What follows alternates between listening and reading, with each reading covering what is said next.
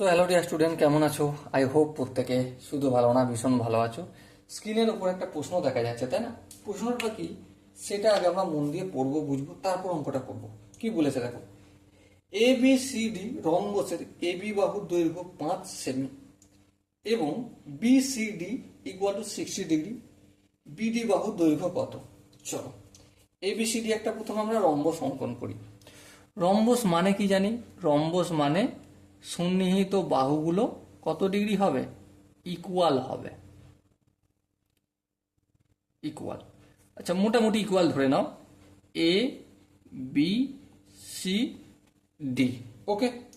এবারে কি বলেছে? এ বি, এ বিটা যদি 4 সেমি হয় তাহলে এই বিসিটাও কত হবে? অবভিয়াসলি 4 সেমি হবে। আচ্ছা বিসিটা যদি 4 সেমি হয়, সিডিটাও কত হবে? 4 সেমি, কারণ এটা সন্নিহিত এটা। আবার এই 4 সেমি যদি হয় সিডির দৈর্ঘ্য, তাহলে এসিটাও কত হবে? 4 সেমি হবে। ওকে, নো প্রবলেম, বোঝা গেল। এরপর দেখো, এরপর কি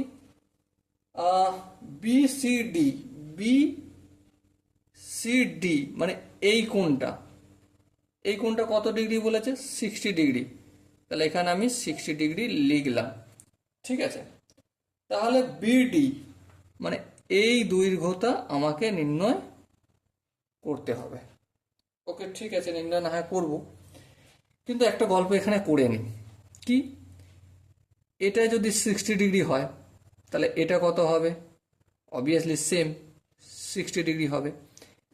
এটা এটা 60 ডিগ্রি, তাহলে এই কোণগুলো কত হবে? এটা 60, এখানটা অবভিয়াসলি 120 ডিগ্রি হবে, তাই না? এখানটা 120 ডিগ্রি মানে এখানটা 60 আর এখানটা 60 ডিগ্রি। এটাও নিশ্চয়ই 120 ডিগ্রি হবে, তার মানে এদিকটাও 60 ডিগ্রি আর এদিকটাও 60 ডিগ্রি। ভালো করে বুঝে ধ্যান দিয়ে। বিপরীত কোণগুলো কত ডিগ্রি? ইকুয়াল হবে, হ্যাঁ। তার মানে এটা 60 ডিগ্রি হলে এর ইকুয়াল এটাও 60 ডিগ্রি হবে, হ্যাঁ ঠিক। আর এই বাহুটা যে রয়েছে, এখানে যে কোণটা তৈরি করেছে আর এই কোণটা, দুটো কোণের সমষ্টি কত ডিগ্রি হবে? Obviously 180 degree. আর এই কোণটা আর এই কোণটা হবে 180 ডিগ্রি। এবারে বিডি আমি কর্ণ তৈরি করলাম, হ্যাঁ ঠিক। কর্ণ তৈরি করছি মানে দুটো ভাগে সমান ভাগে ভাগ করছে, তার মানে 120কে এদিকে 60 এদিকে 60, আবার এটাও এদিকে 60 এদিকে 60। তাহলে এবার বলো, যেই ত্রিভুজের তিনটি বাহু কোণের দৈর্ঘ্য সমান 60 ডিগ্রি, 60 ডিগ্রি, 60 ডিগ্রি, তিনটে বাহুর দৈর্ঘ্য তাহলে ইকুয়াল হবে, হ্যাঁ। তাহলে বিডিটাও কত হবে? বিডিটাও হবে, কি হয়ে যাবে? 4 সেমি হবে, সমবাহু ত্রিভুজ, তাই না?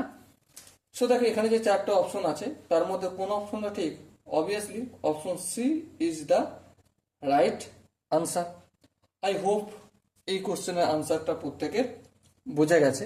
যদি কোনো জায়গায় বুঝতে অসুবিধা থাকে, ডাউট থাকে, কনফিউশন থাকে, তাহলে কি করতে হবে? কমেন্ট অবশ্যই জানাতে হবে। ওকে, সো ডিয়ার স্টুডেন্ট, দেখা হচ্ছে পরবর্তী সেশনে। ততক্ষণ পর্যন্ত ভালো থেকো, সুস্থ থেকো এবং জয় হিন্দ।